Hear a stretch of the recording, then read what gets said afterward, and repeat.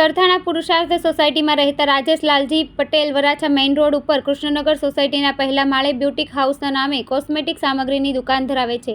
ગતરોજ સવારે 10 વાગ્યે દુકાન ખોલવા પહોંચેલા આ વેપારીનું દુકાનની બહાર લગાવેલું એસી આઉટડોર ગાયબ જોવા મળ્યું હતું.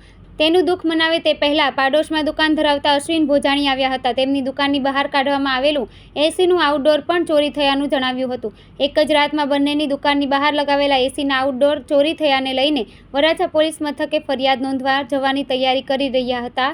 ત્યારે તેમને જાણવા મળ્યું કે થોડેક દૂર આવેલી રુદ્રાક્ષ રેસિડેન્સીમાં આવેલી બીજી 4 દુકાનો બહારથી પણ 5 આઉટડોર ચોરી થયા હતા. સમીર શાહ, જયદીપ દઢાણિયા, કપિલ રાણીંગાની દુકાન બહારથી એક તથા સુકેતુ બુટાણીની દુકાન બહારથી 2 એસીના આઉટડોર ચોરી થયા હોય વરાછા પોલીસ મથકે પહોંચ્યા હતા. પોલીસે 6 દુકાનમાંથી ચોરી થયેલા 7 આઉટડોરની 1.25 લાખની કિંમત આંકી હતી. તે સાથે જ નવી મોડેસ ઓપરેન્ડીથી ચોરી કરતી ગેંગનું પગેરું મેળવવા કવાયત હાથ ધરી હતી. હાલ તો પોલીસે સીસીટીવી ફૂટેજના આધારે તપાસ હાથ ધરી છે.